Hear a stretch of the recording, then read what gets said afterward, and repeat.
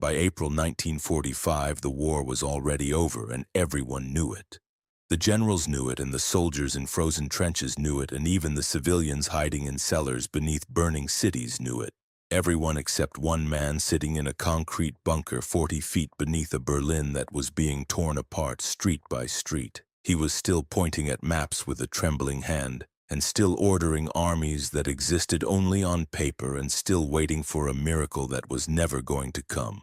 And somewhere in the collapsing ruins of the Third Reich there was a tank, small and fast and deadly and absolutely state-of-the-art, a machine that could have genuinely altered the balance of the Eastern Front if only it had arrived when it was needed. So why did it come too late, and why has almost nobody ever stopped to ask that question?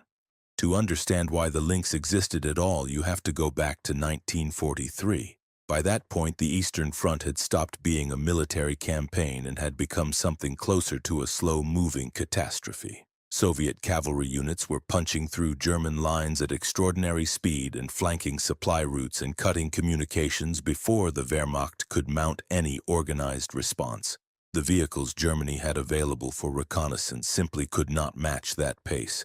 The aging Panzer II had been designed in the mid-1930s, and the Czech-built 38T had been considered obsolete since the invasion of France, and both were too slow and too limited for what the front was now demanding. German field commanders stopped filing careful reports and started sending urgent, desperate messages back to Berlin insisting that something had to change. They needed faster vehicles and modern vehicles and machines that could actually keep pace with the enemy they were chasing. And so eventually the order came down. They did not need another heavy beast that could barely move. They needed something fast and lean and deadly. They needed a predator, and Germany called it the Lynx. The Panzer II Ausführung L, given the code name Luchs, which is the German word for lynx, was unlike almost anything the Wehrmacht had fielded before it. Weighing just under 12 tons, it could reach 60 kilometers per hour on a paved road. And in 1943, that was genuinely extraordinary for an armored vehicle. Its torsion bar suspension absorbed the brutal punishment of Russian terrain without destroying the crew, and its turret gave the four-man crew a full 360-degree field of vision. The main weapon was a 20mm autocannon, not powerful enough to crack a T-34 in a direct fight, but absolutely lethal against infantry and supply convoys and light armored vehicles and low-flying aircraft. Everything about the Lynx was built around a single principle, that speed and surprise were worth more than armor and firepower.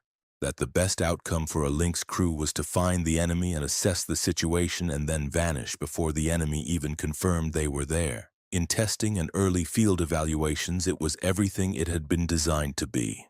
And here is exactly where the story turns dark. The manufacturer MAN was handed a production order for 800 units. 800 Lynx tanks, which would have been enough to transform German reconnaissance capability across the entire Eastern Front. But Germany in 1943 was not a country that could simply decide to build 800 of anything and follow through. Factories were being hit repeatedly by RAF bombing campaigns that grew more accurate and more devastating every single month. Steel allocations were being fought over between the Navy demanding submarines and the Luftwaffe demanding jet engine components, and an army that needed everything simultaneously. And above all of it sat Hitler himself, changing his mind without warning and canceling contracts and then reinstating them weeks later and demanding more Tigers and more Panthers, while his commanders in the East kept sending back the same message, that what the front needed was not heavier tanks but faster ones. By the time the Lynx finally began coming off the production line in any real volume, only 100 had been completed, 100 units from an order for 800, and the window of the war that had made the Lynx necessary had already started to close. The Lynx units that did reach the front were assigned to panzer reconnaissance battalions, and the feedback from the men who actually used them in combat was immediate and completely consistent. Fast and mechanically reliable and better suited to the terrain than anything else available. Veterans who operated them called them without hesitation the finest reconnaissance vehicle Germany produced during the entire war. But 100 vehicles spread across a front stretching thousands of kilometers was not a military capability. It was barely a gesture. And by the time the last deliveries arrived, the nature of the war had changed so completely that the Lynx was almost beside the point. By 1944, Germany was no longer conducting reconnaissance operations. It was retreating against armored formations on a scale the Eastern Front had never seen before. Thousands of T-34s moving in coordinated, unstoppable waves that ground through whatever was placed in front of them. Against that, the Lynx and its 20mm cannon was not just insufficient. It was irrelevant. The perfect machine had arrived after its moment had already passed. Only a handful of Lynx tanks survived the war, and a few of them sit in military museums today. And even standing completely still, they look fast and lean and predatory, like an animal frozen mid-stride. They are not monuments to what German engineering achieved. They are monuments to what it could have achieved if the system surrounding it had functioned with anything approaching rationality. Because the Lynx was not beaten by Allied firepower, and it was not outclassed by Soviet technology. It was neutralized by the dysfunction of a dictatorship where one man's shifting obsessions could silently undo months of careful planning and leave finished vehicles rolling off a production line for a war that had already moved on without them.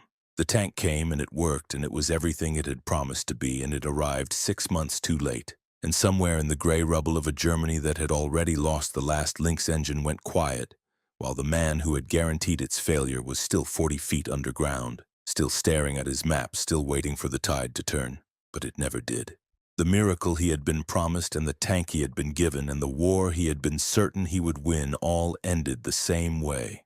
Forgotten, buried, and far too late to matter.